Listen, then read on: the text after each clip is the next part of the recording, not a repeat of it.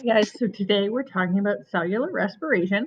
We are still focusing right here on this last objective that we are looking at how energy is stored and transferred in dynamic ecosystems.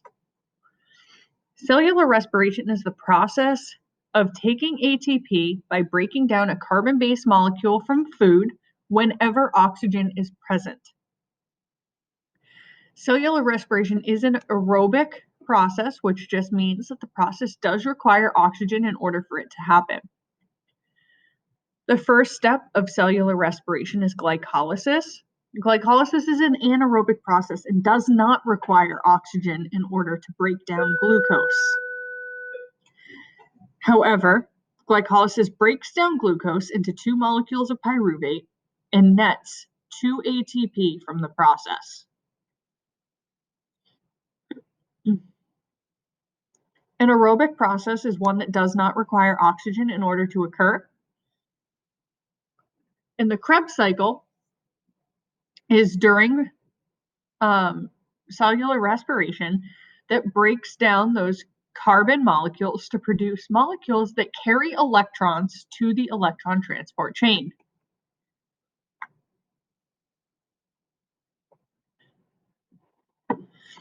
Plants use photosynthesis to make their own food. This should say food, not energy. Food. Animals must consume other organisms in order to get food and nutrients. Plants and animals and all other eukaryotes break down molecules from food to produce ATP in a very similar way. It just depends on how much ATP that they're going to produce, depending on how much movement they need the energy to perform. Cellular respiration makes ATP by breaking down sugars. Cellular respiration releases chemical energy from the sugars and other carbon-based molecules in order to make ATP whenever oxygen is present. Remember, cellular respiration is an aerobic process. Cellular respiration is aerobic, meaning it does require oxygen to take place. This takes place in the mitochondria, which we call the powerhouse of the cell. And that's because this is where the bulk of the ATP production for cellular energy is coming from, is inside the mitochondria. So the mitochondria, in theory, is powering the cell.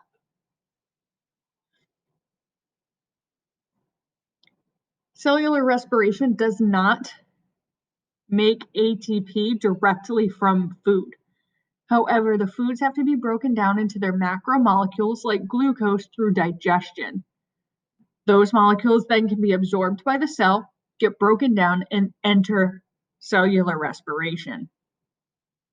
Glycolysis takes our 6-carbon glucose molecule and breaks it into 2 3-carbon molecules called pyruvate and makes 4 molecules of ATP. However, it takes 2 molecules of ATP to power glycolysis. Therefore, we say we really only make 2. Glycolysis takes place in the cytoplasm. Glucose is too big to enter into the mitochondria. So we have to break it down into 2 3-carbon molecules. This process does not require oxygen. It is anaerobic, but it is crucial to make cellular respiration happen. Cellular respiration can be viewed as the mirror image of photosynthesis. The two processes are not true opposites, but we can think about them in that way. The mitochondria releases chemical energy in order to make ATP. The chemical equation for cellular respiration is the reverse of photosynthesis. They are not reverse processes, but the products from one equation go into the other equation.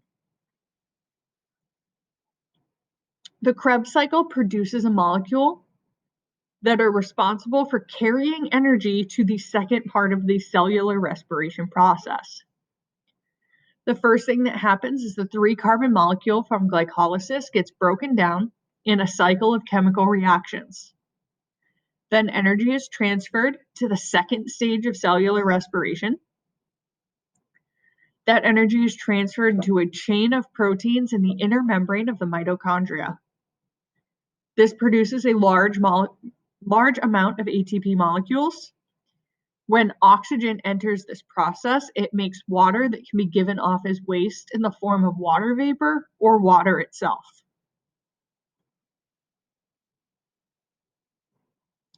Glycolysis is needed for cellular respiration to happen. This is an ongoing process that is happening in all cells. We need to break down our macromolecules in order for them to enter the mitochondria. And this is how it happens. First, 2 molecules of ATP are used to energize the glucose molecule.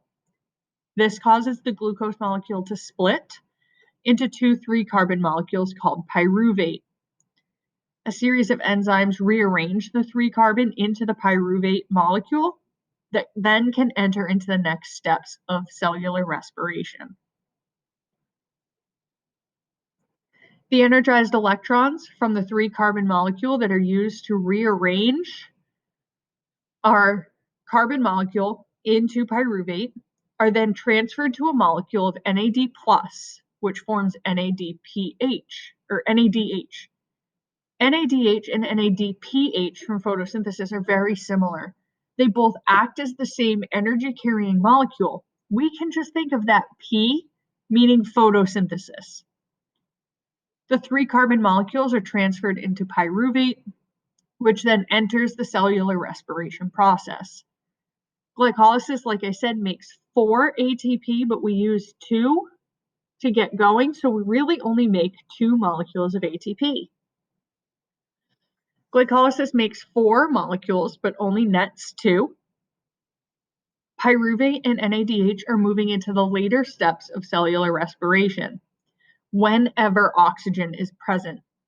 If oxygen is not currently present, these molecules can build up until oxygen is available.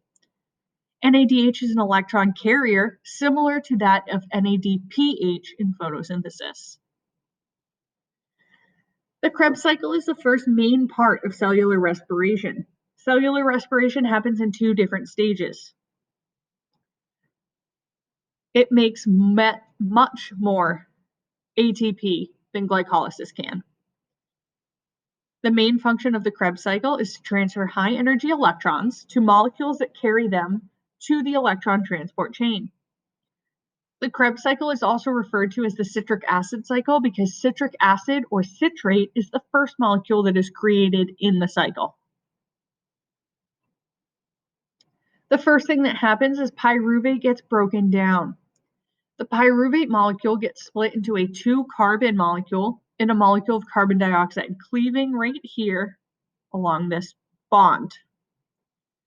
Carbon dioxide gets given off as waste, and this molecule will attach to something called acetyl-CoA.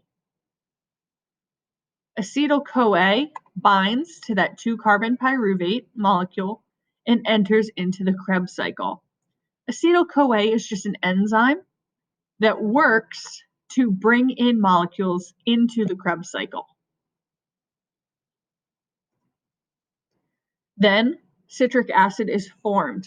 That 2-carbon part of the acetyl-CoA is added to a 4-carbon molecule that is already in the cycle. This forms a 6-carbon molecule called citric acid, right here.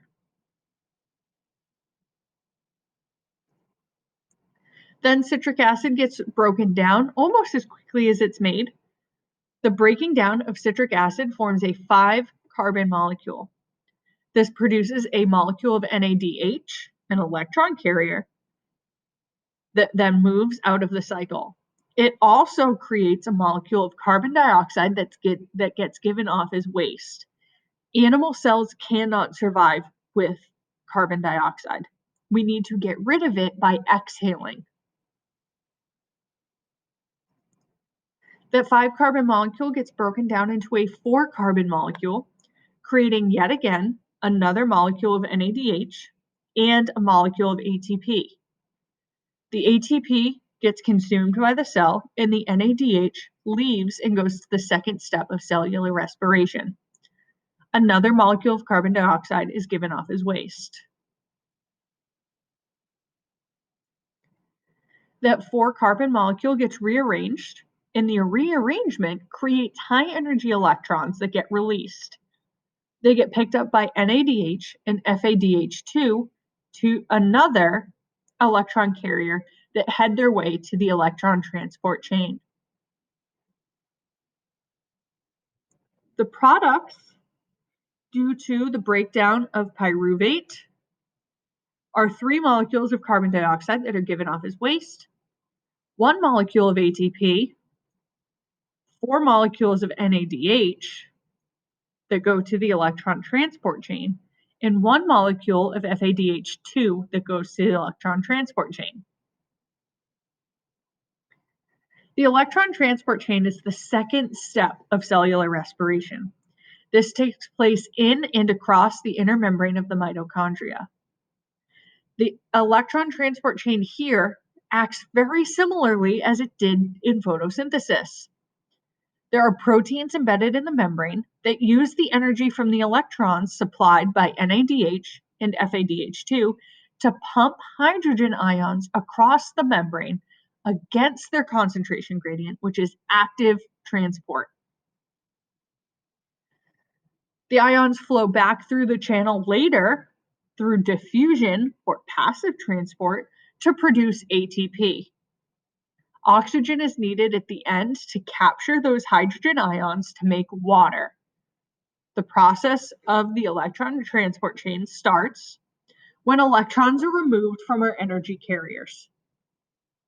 The proteins inside the mitochondria take those high energy electrons from NADH and FADH2. Then that excited electron state forces hydrogen ions against their concentration gradient to be pumped outside into the inner membrane space. Proteins use these high energy electrons to pump hydrogen ions to create that chemiosmotic gradient. This is that same gradient that was created in photosynthesis. Then, once we have created enough potential due to our chemiosmotic gradient, we get diffusion of ATP, or diffusion of hydrogen ions through ATP synthase.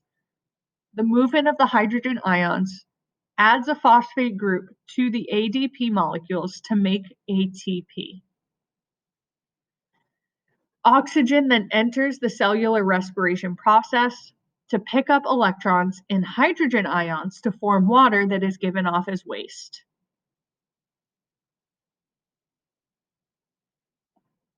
The products of cellular respiration, to include glycolysis, are carbon dioxide from the Krebs cycle and from the breakdown of pyruvate before the Krebs cycle starts, water from the electron transport chain, and a net gain of up to 38 molecules of ATP for every 1 glucose molecule goes through. 2 come from glycolysis, 2 come from the Krebs cycle, and up to 34 can come from the electron transport chain. This number typically sits more around 32, but we can see as high as 38 molecules of ATP produced during cellular respiration.